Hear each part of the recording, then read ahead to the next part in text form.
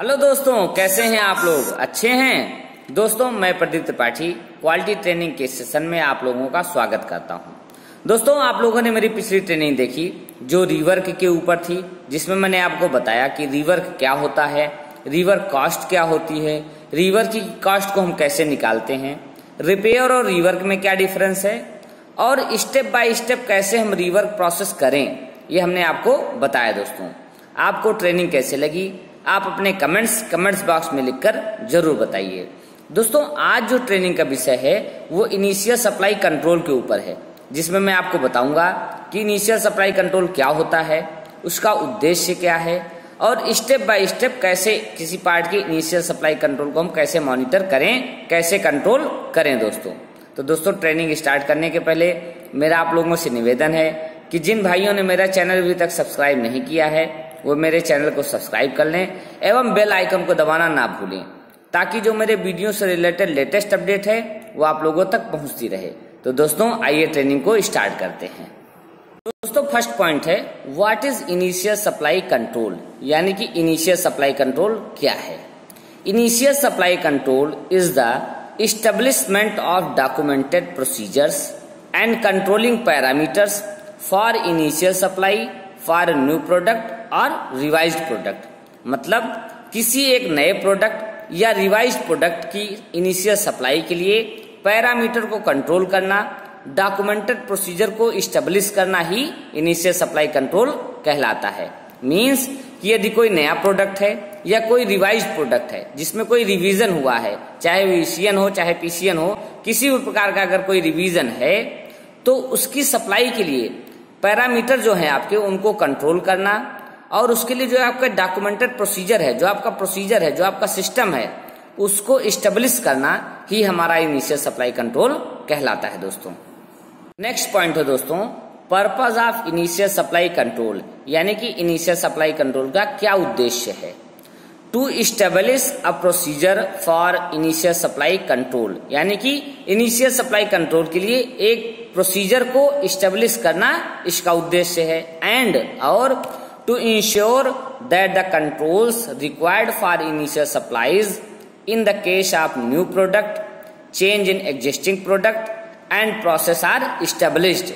Means कि यदि किसी नए प्रोडक्ट कोई नया प्रोडक्ट है या कोई चेंज आया एग्जिस्टिंग प्रोडक्ट में या प्रोसेस में, उसका जो कंट्रोल है, जो कंट्रोल का रिक्वायरमेंट है, उनको ये इस्टेब्लिश करता है, इंश्योर करता है कि जो भी उसमें कंट्रोल्स हैं वो सारे फिक्स हैं, वो सारे इस्टेब्लिश हैं। Implemented and maintained at our end, वो हमारे एंड पर भी मेंटेन्ड है, इम्प्लीमेंटेड हैं and as well as supplier end. और यदि कोई सप्लायर के यहाँ से रॉ मटेरियल या कुछ चेंजेस होकर मटेरियल कोई आ रहा है तो वहां भी वो उसी तरह मेंटेन है जैसे हमारे यहाँ मेंटेन है। मीन्स यदि किसी प्रोडक्ट में या कोई नया डेवलपमेंट है, किसी प्रकार का उसमें चेंज आया है, तो उसके लिए ये क्या करता है, प्रोसीजर को इस्टेब्लिश करता है, सिस्टम को इस्टेब्लिश करता है, जो पैरामीटर कंट्रोलिंग पैरामीटर हैं उनको इस्टेब्लिश करता है और ये इंश्योर करता है कि जो चीजें हमारे यहाँ मेंटेन है, जो कस्टमर एंड पे मेंटेन है, वही as well as customer end पे भी वही सिस्टम, वही प्रोसीजर सारा मेंटेन है। दोस्तों, नेक्स्ट पॉइंट है दोस्तों इनिशियल सप्लाई कंट्रोल प्रोसीजर, यानी कि इनिशियल सप्लाई कंट्रोल करने का क्या प्रोसीजर है, क्या तरीका है, वो मैं आपको स्टेप बाय स्टेप बताऊंगा। बट स्टार्ट करने के पहले कुछ पॉइंट है उनको मैं आपको क्लियर करना चाहता हूं। Before commencing initial supply control period, यानी कि initial supply control period start करने के पहले ensure readiness of all production related point, जो सभी प्रोडक्शन से रिलेटेड पॉइंट है उनकी रेडीनेस को आप इंश्योर करो, निश्चित करो। And share report to all concern department, और जो आपने एक रिपोर्ट तैयार की है कि सारे रिलेटेड पॉइंट तैयार हैं, रेडी हैं, उसकी जो है कंसर्न पर्सन को, कंसर्न डिपार्टमेंट को रिपोर्ट को शेयर करो। जैसे पहला पॉइंट है इसमें रेडीनेस ऑफ प्रोडक्शन इक्विपमेंट्स, जो भी आपके प्रोडक्शन से रिलेटेड इक्विपमेंट्स हैं, चाहे वो टूल है, चाहे फिक्चर है, चाहे गेज है, जो भी प्रोडक्शन से रिलेटेड हैं उनकी रेडीनेस आप चेक करो।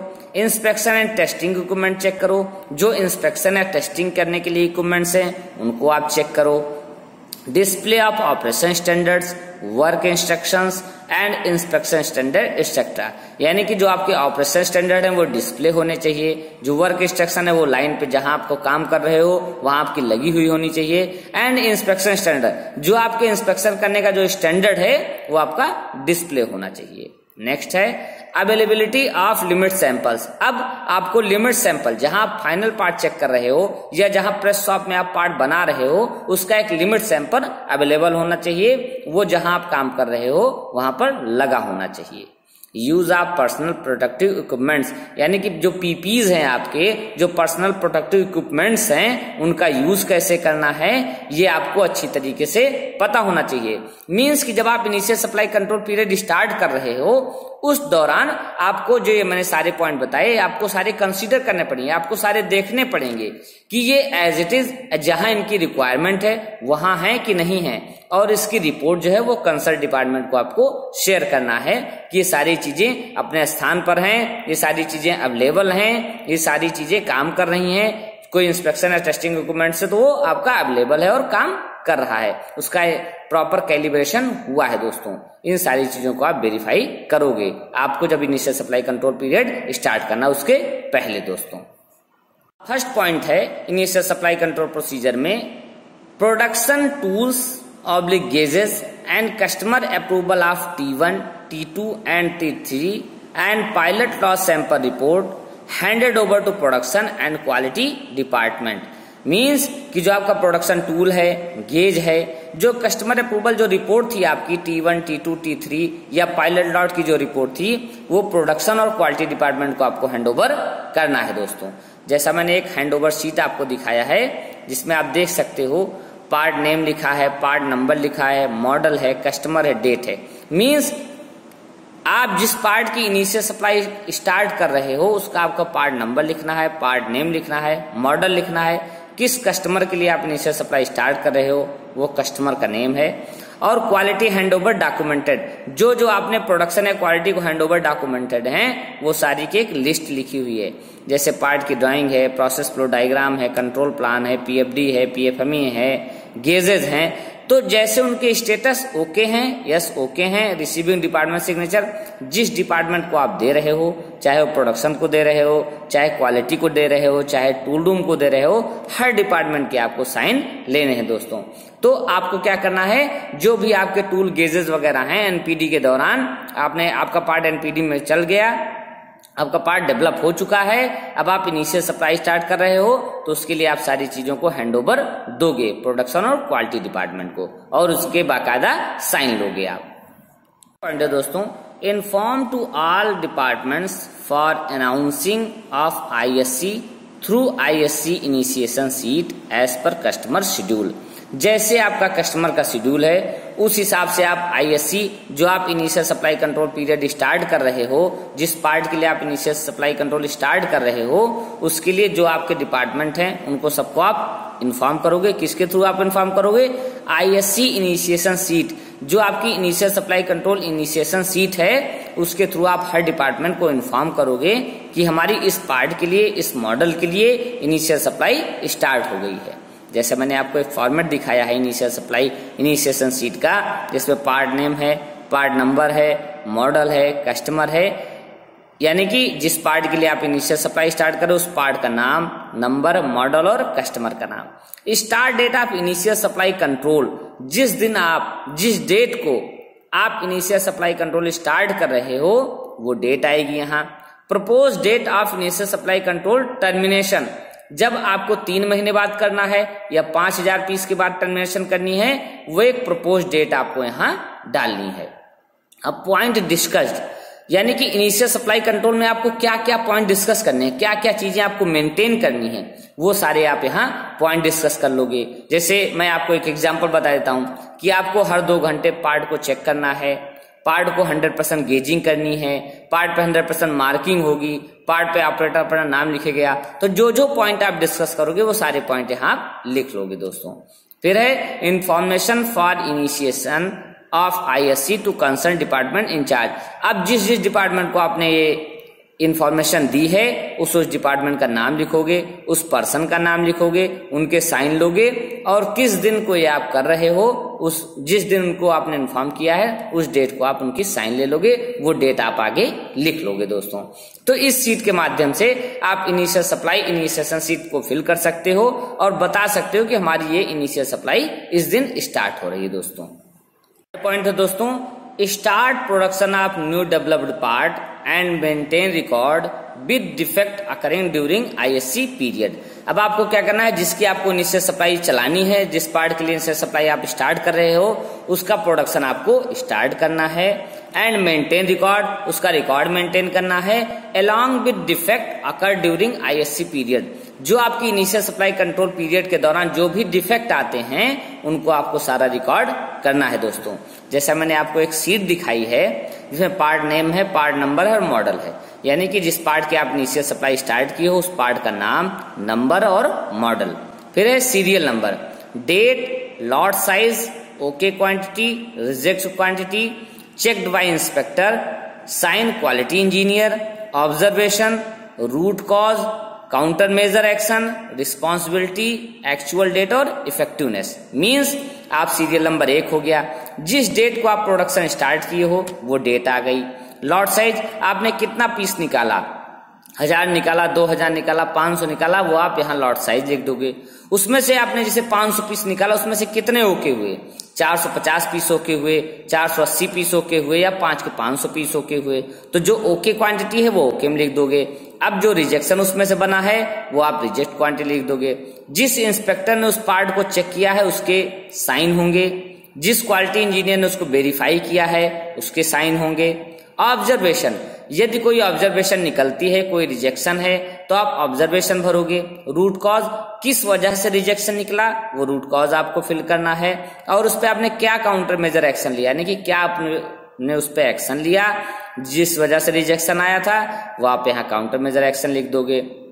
फिर रिस्पॉन्सिबिलिटी, किसकी रिस्पॉन्सिबिलिटी थी ये, एक्चुअल डेट, किस दिन आपने एक्शन लिया था वो डेट, इफेक्टिवनेस, आप उसकी इफेक्टिवनेस की मॉनिटरिंग करोगे और क्या पीपीएम निकला था वो आप पीपीएम इसमें रिकॉर्ड करोगे दोस्तों।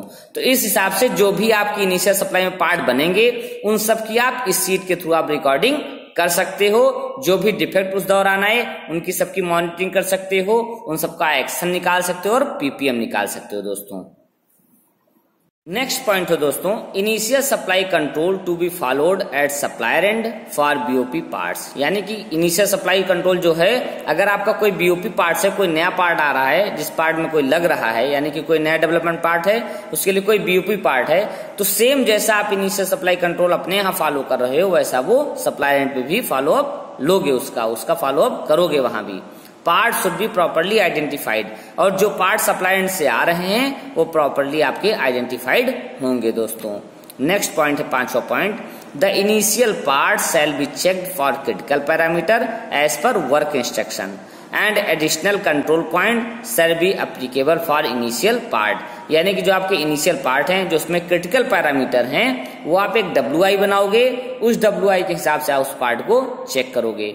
And additional control point shall be applicable for initial part, और यदि कोई एडिशनल पॉइंट हैं यानी कि कस्टमर ने आपको कुछ बताए हैं या कोई आपने एडिशनल पॉइंट बताए हैं तो वो भी इनिशियल पार्ट के दौरान चेक होंगे। जो आपके इनिशियल पार्ट निकलेंगे उनमें वो चेक होंगे। जैसा मैंने एक आपको जनरल WI बनाया है न्यू प्रोडक्ट डेवलपमेंट के लिए, जिसमें पॉइंट है ड्यूरिंग, पहला पॉइंट है, दूसरा पॉइंट, ऐसे 8 पॉइंट हमने लिखे हैं इसमें। जिसमें पहला है during initial supply part check by fixed inspector, जो इनिशियल पार्ट है वो फिक्स्ड इंस्पेक्टर के द्वारा चेक किया जाएगा, 100% चेक किया जाएगा, 200% उसका वेरिफिकेशन होगा।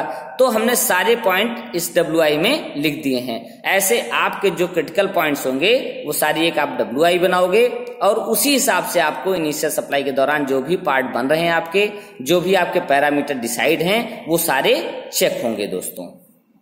नेक्स्ट पॉइंट है दोस्तों 6वां point, special control during ISC period. यानी कि इनिशियल सप्लाई कंट्रोल पीरियड के दौरान हम कुछ स्पेशल कंट्रोल करते हैं। जो भी हमारा प्रोडक्ट या प्रोसेस चलता है उस पर हम कुछ स्पेशल कंट्रोल करते हैं। तो वो कौन कौन से कंट्रोल हैं मैं आपको एक एक करके बताऊंगा दोस्तों। जैसे पहला है A number, increase sample size from 3 to 5 for every 2 hour patrolling inspection and records for 2 parts to be kept. Means कि जो आपका सैंपल साइज है वो आपको 3 से 5 करना है और हर 2 घंटे पे रिकॉर्डिंग करनी है और उस पार्ट का आपको रिकॉर्ड रखना है। मतलब जैसे आप रेगुलर प्रोडक्शन में आप हर 2 घंटे या हर 4 घंटे पे आप पार्ट को चेक करते हो, और कितने पार्ट चेक करते हो? 3 पार्ट चेक करते हो। तो आपको इनिशियल सप्लाई में क्या करना है? जो आप 3 पार्ट चेक कर रहे थे उसको आपको 5 पार्ट में चेक करना है, और जो आप हर 4 घंटे पे इंस्पेक्शन कर रहे थे हर 2 घंटे पे इसका इंस्पेक्शन करना है और रिकॉर्ड को मेंटेन करना है। मींस कुछ आपको स्पेशल करना है, जो आप रेगुलर कर रहे हो उससे आपको टाइटन प्रोसेस अपनाना है। मींस कि जो आपकी फ्रीक्वेंसी है, जो आपका टाइम पीरियड है, वो आपको बढ़ाना है दोस्तों। जैसे मैंने आपको बताया पहले भी कि आप 3 की जगह 5 पार्ट चेक करोगे हर 4 घंटे पे की बजाय आपको 2 घंटे पार्ट को चेक करना है दोस्तों, और उनका डाटा आपको मेंटेन करना है। और इसका डाटा आप कहां से देखोगे? आप कंट्रोल प्लान में ही लिखोगे कि साइज क्या है, 5 पीस हमको चेक करने हैं, कब चेक करना है? सेटअप अप्रूवल में चेक करना है, और हर 2 घंटे पे हमको वेरिफिकेशन करना है। तो ये आपको इनिशियल सप्लाई कंट्रोल जो आपका कंट्रोल प्लान बनेगा उसमें आप इस डाटा को मेंटेन करोगे दोस्तों। जैसा मैंने एक कंट्रोल प्लान आपको दिखाया भी है, इसमें इनिशियल सप्लाई की जगह मैंने ब्लैक कर रखा है, और जहां सैंपल लिखा है आप देखो एवोल्यूशन इंस्पेक्शन टेक्निक के बगल में आपका सैंपल लिखा है। सैंपल में हमने साइज मेंटेन कर रखा है कि 5 पीस हमको चेक करना है। फ्रीक्वेंसी क्या है? सेटअप पे चेक करना है और एवरी 2 आवर्स पे चेक करना है। यस, रिकॉर्डिंग करनी है उनकी, यस या नो? हाँ, रिकॉर्डिंग करनी है। कहाँ करनी है? पेट्रोलिंग इंस्पेक्शन में करनी है। तो इस प्रकार से आप डाटा मेंटेन कर सकते हो दोस्तों। सेकंड पॉइंट है बी पॉइंट, ड्यूरिंग आईएससी यानी कि इनिशियल सप्लाई कंट्रोल पीरियड के दौरान इफ डिफेक्ट अकर्ड, यदि कोई डिफेक्ट आपका आता है, एनालिसिस द डिफेक्ट, आपको डिफेक्ट को एनालिसिस करना है, and keep record in PDCA, और जो आपकी पीडीसीए की सीट है, प्लान डू चेक एक्ट की सीट है, उसमें आपको उस रिकॉर्ड मेंटेन करना है। जैसा मैंने एक पीडीसीए का आपको फॉर्मेट दिखाया है, इसमें पार्ट नेम है, पार्ट नंबर है, मॉडल है और कस्टमर है। यानी कि जिस पार्ट की initial supply control period start है उस पार्ट का नाम, नंबर, मॉडल और कस्टमर का नाम, फिर है serial number, date, detail, problem, cause analysis, जो आपकी डिटेल प्रॉब्लम, जो भी प्रॉब्लम है, कॉज एनालिसिस वो आप डिटेल में यहाँ लिखोगे। कस्टमर इन पे है या इन हाउस है, कहाँ वो प्रॉब्लम पकड़ी गई, आपकी इन हाउस है या कस्टमर इन पे है, कितने क्वांटिटी आपके रिजेक्ट हुए, कॉज या रीजन, क्या कारण था, फिर एक्शन एंड काउंटर मेजर, आपने जो उस पर एक्शन लिया, जो काउंटर मेजर लिया वो लिखोगे आप। रिस्पॉन्सिबिलिटी, किसकी रिस्पॉन्सिबिलिटी उसको सही करना, टारगेट डेट, स्टेटस और इफेक्टिवनेस मॉनिटरिंग। और 3 महीने का आपका इनिशियल सप्लाई कंट्रोल पीरियड है तो आपको 3 महीने तक उसको मेंटेन करना है दोस्तों, उसकी इफेक्टिवनेस को वेरीफाई करना है। तो इस प्रकार पीडीसीए सीट के तहत आप जो भी आपका डिफेक्ट अकर होगा आईएससी कंट्रोल पीरियड के दौरान, यानी कि इनिशियल सप्लाई कंट्रोल पीरियड के दौरान, वो सबको आपको रिकॉर्ड करना है और उसका एनालिसिस करना है दोस्तों। पॉइंट है C point, fixed inspection person for checking and packaging of initial supply part. आपको क्या करना है, जो आपका इंस्पेक्टर है वो फिक्स होना चाहिए इनिशियल सप्लाई पार्ट के लिए। जिस पार्ट की आपकी इनिशियल सप्लाई स्टार्ट है उसके लिए आपको इंस्पेक्टर, और जो आपका पैकिंग का पर्सन है वो फिक्स होना चाहिए। जैसा मैंने एक लिस्ट आपको WI या एक फॉर्मेट आपको मैंने दिखाया है आईएससी इंस्पेक्टर लिस्ट के लिए, इसमें पैकेजिंग भी है और फिक्स्ड इंस्पेक्टर की लिस्ट भी शामिल है। जैसे सीरियल नंबर, पार्ट नंबर या पार्ट नेम। 2 बंदे हमारे पास, जैसे प्रदीप और चंद्र प्रकाश, हमने एक एग्जाम्पल दिखाया है। आपके पास जो बंदे हैं, 5 बंदे हैं 5, 4 हैं 4, 3 हैं 3, उनकी आपको सभी फिक्स्ड इंस्पेक्टर जो उस पार्ट को चेक करेंगे, उनका नाम, उनका फोटो, टोटल एक्सपीरियंस, उनका क्या स्किल लेवल है, और यदि वो अब्सेंट हैं तो अल्टरनेटिव इंस्पेक्टर जो आपके उनकी जगह अल्टरनेट बंदे हैं उनका भी आप इसमें नाम लिखोगे। मींस कि जो भी जिस पार्ट के लिए आप इनिशियल सप्लाई स्टार्ट किए हो उस पार्ट का इंस्पेक्शन, उस पार्ट की पैकेजिंग आपका फिक्स इंस्पेक्टर और फिक्स पैकिंग पर्सन ही करेगा दोस्तों, उसके अलावा कोई नहीं करेगा। पॉइंट है D point, conduct process audit for new developed part for each produced lot and keep record. आपको क्या करना है, जब आप इनिशियल सप्लाई पार्ट निकालोगे, जिस पार्ट की आप इनिशियल सप्लाई स्टार्ट की, वो जब आप पार्ट निकालोगे आपको क्या करना है, प्रोसेस ऑडिट करना है। मींस कि आप जब लाइन स्टार्ट करोगे तब तक आपको प्रोसेस ऑडिट करना है, और प्रोसेस ऑडिट करने के बाद उसका रिकॉर्ड आपको मेंटेन करना है दोस्तों। नेक्स्ट है ई point, carry out SPC and MSA every month when produced lot and make record. आपको क्या करना है, एसपीसी और एमएसए करना है हर मंथ जब जब आप लॉट को प्रोड्यूस करते हो। मींस कि जब जब आप लॉट को प्रोड्यूस करोगे आपको एसपीसी और एमएसए भी करना है और उनका रिकॉर्ड आपको मेंटेन करना है दोस्तों। तो दोस्तों F point, ISC data to be recorded on ISC board. जो आपका इनिशियल सप्लाई कंट्रोल डेटा है वो आपका जो आईएससी बोर्ड है, इनिशियल सप्लाई कंट्रोल का जो बोर्ड है, उस पर डाटा आपका रिकॉर्ड होगा दोस्तों। Monitoring to be done for same, और सेम उसके लिए मॉनिटरिंग की जाएगी। जैसा मैंने आपको इनिशियल सप्लाई कंट्रोल बोर्ड का एक बोर्ड दिखाया हुआ है, एक फॉर्मेट दिखाया है, जिसमें आप देख सकते हो कि आपका सीरियल नंबर है, डेट है, पार्ट नेम है, मॉडल है, कस्टमर है, आईएससी टाइप है, स्टार्ट डेट है, एंड डेट है। मतलब जब जब आप लॉट बनाओगे, जैसे सीरियल नंबर 1 आपने 20 तारीख को लॉट बनाया, पार्ट नेम आपने लिख दिया जिस पार्ट के लिए आप बना रहे हो, वाईएसडी मॉडल है उसका, कस्टमर का नाम आपका आएगा, आईएससी टाइप किस प्रकार का आप आईएससी है, न्यू प्रोडक्ट है या रिवाइज्ड प्रोडक्ट है, वो टाइप आएगा, कब आपने स्टार्ट किया और कब उसका एंड होना है वो, और जिस दिन जैसे डेट वाइज आप कब कब प्रोड्यूस लॉट कर रहे हो, वो lot to be produced, part to be produced, कितने पार्ट आपको प्रोड्यूस करने थे, कितने पार्ट आपने प्रोड्यूस किए, उसमें कितने एनजी हुए और कितने ओके हुए। ये आपको इनिशियल सप्लाई कंट्रोल बोर्ड जो होगा आपका, उस पे आपको सारा डेटा आपको मेंटेन करना है, ताकि हर व्यक्ति देख के समझ जाए कि हमारा इनिशियल सप्लाई जो स्टार्ट है वो कब से कब तक है, कितने पार्ट अभी तक बन गए हैं, क्या स्टेटस है उसका, वो सारी चीजें आपकी बोर्ड के माध्यम से ही क्लियर हो जाएंगी दोस्तों। पॉइंट है दोस्तों जी point, monitor the initial supply up to 3 month और 3000 नॉस और एज पर कस्टमर रिक्वायरमेंट। यानी कि आपको जो आपका इनिशियल सप्लाई का डाटा है वो आपको 3 महीने 3000 पीस या जैसे आपकी कस्टमर की रिक्वायरमेंट है उस हिसाब को आपको इनिशियल सप्लाई आपको मॉनिटर करनी है with record as per criteria. जो आपने क्राइटेरिया एंड ऑब्जेक्टिव डिफाइन किया है mentioned in initial supply termination sheet, जैसा आपका जो क्राइटेरिया जो ऑब्जेक्टिव आपका टर्मिनेशन शीट में डिफाइन है उस हिसाब से आपको सारा डाटा मेंटेन करना है। मींस जो कस्टमर की रिक्वायरमेंट है आपकी कि 3 महीने तक 3000 पीस या जो भी लास्ट में हो, जैसा आपका कस्टमर कहता है उस हिसाब से टर्मिनेशन शीट के अनुसार आपको सारा डाटा रिकॉर्ड करना है दोस्तों। जैसा मैंने एक टर्मिनेशन शीट का एक फॉर्मेट आपको दिखाया है जिसमें पार्ट नंबर लिखा है, पार्ट नेम लिखा है, कंट्रोल ड्यूरिंग ड्यूरेशन फ्रॉम, जो आपका कंट्रोल ड्यूरेशन है कब से आप स्टार्ट कर रहे हो और कब तक आप चला रहे हो वो आपको यहाँ लिखना है।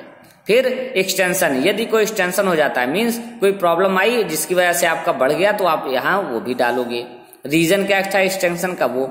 अब मैंने नीचे पॉइंट लिखा है serial number, control item, spec, target month wise 1 2 3 4 3 महीने मैंने आपको दिखाए हैं। जैसे सीरियल नंबर में 1 है नंबर ऑफ कस्टमर कंप्लेंट, आपका टारगेट क्या है 0, तो आपको यहाँ अगर इस दौरान कोई भी आपकी कस्टमर कंप्लेंट आ जाएगी तो आपके जो टर्मिनेशन नहीं हो पाएगा, मींस आपकी इनिशियल सप्लाई आगे बढ़ जाएगी दोस्तों। तो ये जो मैंने सारे पॉइंट लिखे हैं, number of customer complaint, customer rejection ppm, in house rejection ppm, supplier ppm, defect rate या जो भी विजुअल डिफेक्ट है वो कितने % तक अलाउड हैं, तो वो सारी चीजें आपको टर्मिनेशन शीट में जो जो पॉइंट मैंने दिखाया आपको उस हिसाब को सारी चीजें आपको मेंटेन करनी है।